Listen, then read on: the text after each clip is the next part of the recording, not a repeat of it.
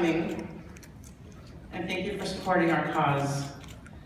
There are so many worthy causes that we see every day, and so you being here tonight is a big deal, so thank you. Thursday night. Hi, everyone. Hi. Oh, Hi. my doctors are here, so many doctors.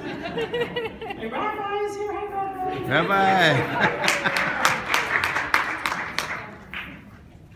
I distinctly remember a while back hearing about a new car called the Tesla. And I remember thinking, how have I not heard about this? It's an electric car? How cool. We're so back to the future. And then the next day, I turned on the radio and I heard a segment about something to do with the Tesla. I was like, how weird, I just heard about that yesterday.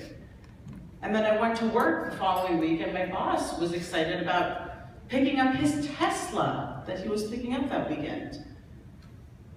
And I find that so interesting. I just heard about that. What are the chances that I would hear about this car again? And he was so excited that it's all electric and he can program the temperature in his car from his iPhone app, and how cool. And that is cool. And I thought that was so interesting. And then a couple of days later, my brother-in-law buys a Tesla, this new crazy car. And then before I know it, it's in my rotation and I'm driving it to carpool. And it's just like every other car.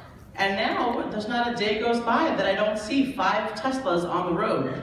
And maybe 3 or 4 just in carpool line. Do you see where I'm going with this, anyone? Yeah. When I was diagnosed with Crohn's disease 5.5 years ago, I had only heard that word one time. And I knew that my cousin on my father's side had this disease, and she had numerous surgeries and was hospitalized many times. But that's it, that's all I knew. And I remember running into her at a family wedding, and I know now she was in the midst of a very intense prednisone dose, but at the time she just looked terrifying and sick and different and just not me, someone else. Here's a little glimpse of what my life looked like 7 years ago. I was married for 7 years. I had 2 children at the time, Liam, who was 6, Talia, who was 4. And my husband worked for a successful biotech company. He traveled a bit, but worked primarily from home. And I was working as a makeup artist and a full-time executive assistant for an entertainment company. And life was busy, but it was good. And it was around July that Jeremy and I had to make a decision about what school our son would be attending come September. And private school registration was due, and it was really stressful. And then Jeremy went out of town for business, and one of my kids got sick. And I had so much going on at work, and I was so overwhelmed.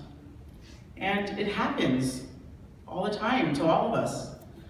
But that specific stress produced sleepless nights, and tummy pain, and nausea and vomiting, and something just didn't feel right. I wasn't sure what was going on, but I thought of every reason under the sun of what was going on. I must be pregnant, I'm nauseous, I'm sick, I'm weak. But I ruled that out pretty quickly.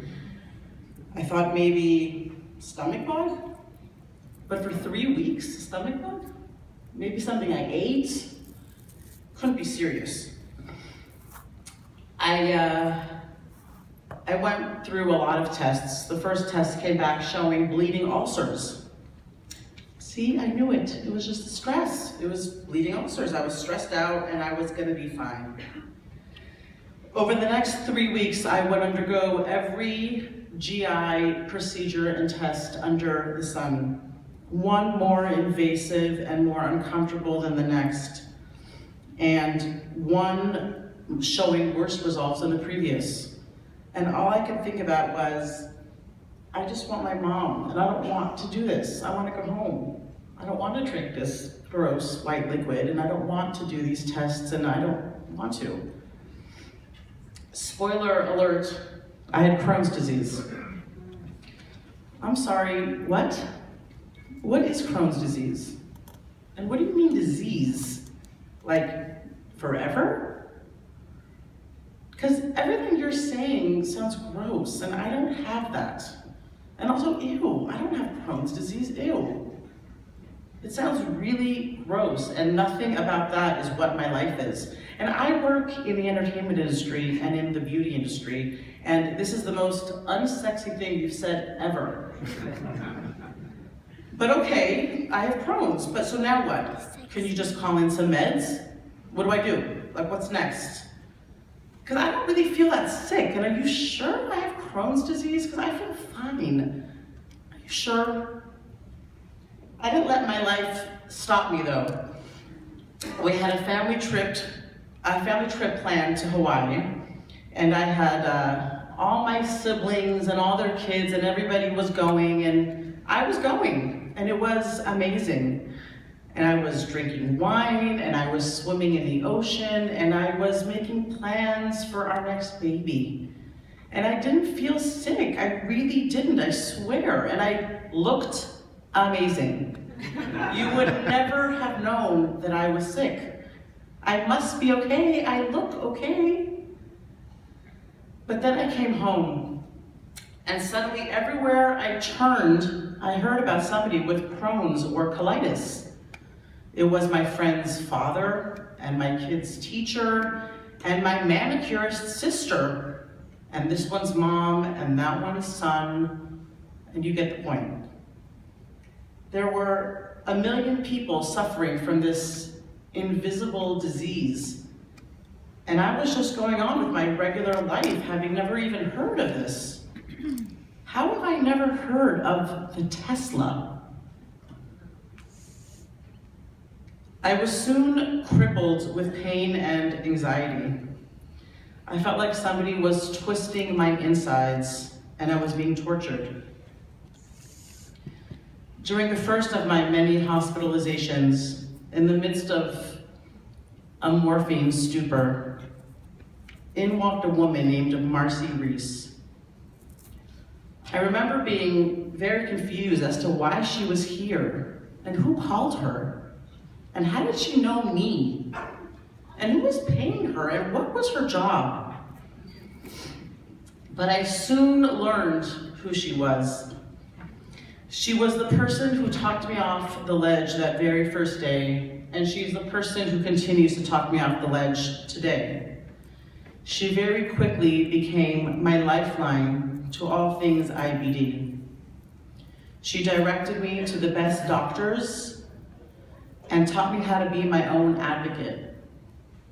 She taught me how to be a patient and how to quiet down the background noise and just keep my head up. She taught me how to talk to my husband and to my family and to my boss, and how to make the call that it's time to go to the ER.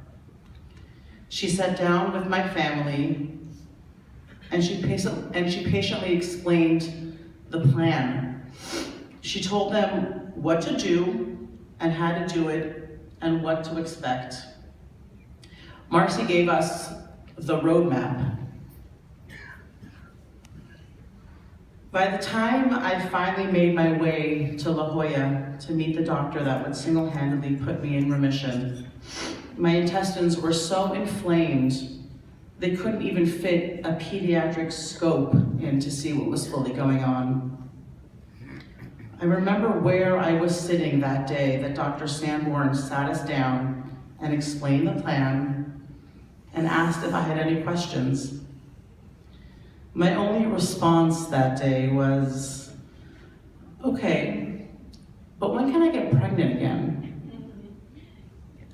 Lisa, you remember that? You were there? I do.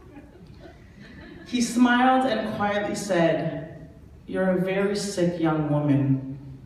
We need to be aggressive, but I promise I'll get you there. We will get you there." It got worse before it got better. Then came prednisone, the fire extinguisher I refer to as the devil. I felt worse and crazier than ever from all the horrible symptoms that 80 milligrams will gift you with. And that terrifying moon face I had seen on my cousin a decade earlier was staring me back in the mirror. Pros versus cons. Quiet down the background noise. But it was not cute at all. I remember joking to my sister, I thought Crohn's was the skinny disease. Don't people get super skinny from Crohn's? Where was my silver lining? I attended monthly support group, kicking and screaming at first, but I did everything I was told to do. I was a good patient, and pretty soon I felt better.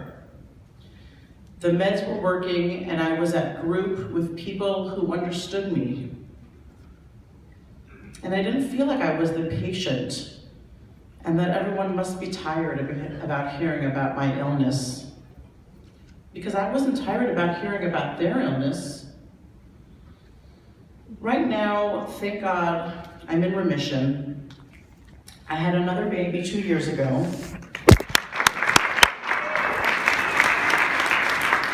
I feel complete. But tomorrow, I may not be. Like literally tomorrow. The world as I know it can crumble again, and at least I know that I won't be totally alone when that happens. And now when I go to support group, it's not because I'm in crisis, but it's because somebody else probably is. And I know that just my being there, nodding knowingly to their misery and how horrible they feel, that can help, because it helped me and I was that person.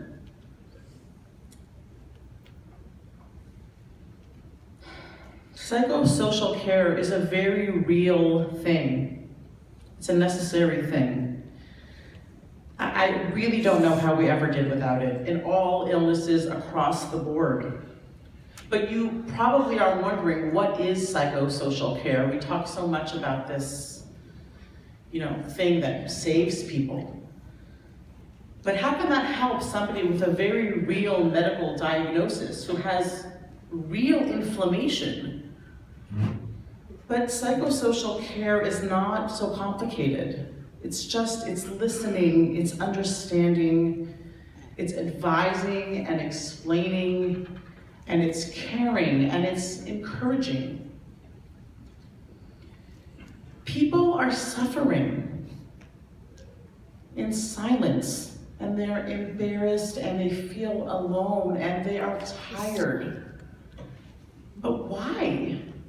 Why? They don't need to be. We need to support each other, and we need to help each other. It's very simple. I need to believe that something good can come from something bad. And if I'm feeling better, then I need to help somebody else feel better. We persevere and we move on and we do good. Psychosocial care is within all of us. It's just a fancy word for kindness. We as a people have an inherent want to help and be good. We just don't know how. And we are afraid of what we don't know. We need to talk to our kids and explain to them that we all suffer and that it's human and that it's okay and it's normal. But we can help. And my kids know that if they see somebody sad or in need in any way, they cannot sit idly by. They do something. A couple weeks ago, Jeremy was away for business for the night. I was just getting over the flu, and I had my sick 2-year-old throwing a feverish tantrum in my bed. My son Stumbled upstairs, half asleep, wondering what was going on and what was all this noise about. I told him Noah was up all night and I was exhausted and I just needed him to go back to bed. Still half asleep, and without thinking, he automatically said, "It's okay, Ima. Go to my bed, just go to sleep. I'll take over for you." He's 9.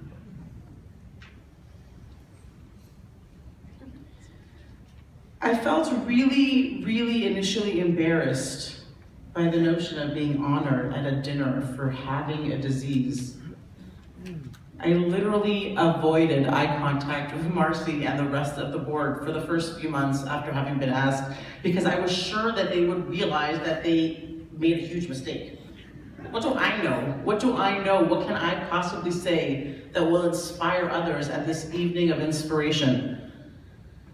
But clearly, nobody gets singled out just for having a disease. IBDSF gave me the platform to do what I know how to do naturally. I was given the roadmap and the security during that hellish time 6 years ago. And how amazing to be given the opportunity to give that back by being part of this foundation. I was lucky to be diagnosed fairly quickly with a disease that can be misdiagnosed so much of the time. And this was 100% due to the support that I received at IBDSF. Being in remission does not mean that the suffering is over by any means. Being treated for Crohn's disease in many cases means living with a very limited immune system. I catch everything from everyone all the time. It's not fun. And IBD is a lifelong battle. Some days are worse than others, and it is for this reason that it is imperative that we keep the support of this foundation alive. Thank God I have 3 kids now. I work full-time, I make dinner and lunches, and I wipe butts. And it's hard, man. I'm not gonna pretend like it's not hard, it is. But here's the thing, I don't do it alone at all. I have my village, and I have Marcy, and I have IBDSF, and I have all of you. And all of you showed up. It's not often you're given the opportunity to publicly thank your village. To say that I'm blessed is an understatement. My whole life is here, literally in this room. My parents, my siblings, my community, we co-parent and we coexist. We bring food, and we pick up carpool, and we love each other's babies like they're our own. And we show up. My Ima and Abba, if I am in any way considered a person worthy of honor, it is only because of you. I am a product of not what you did, but what you lived. And I'll never be able to fully thank you for everything.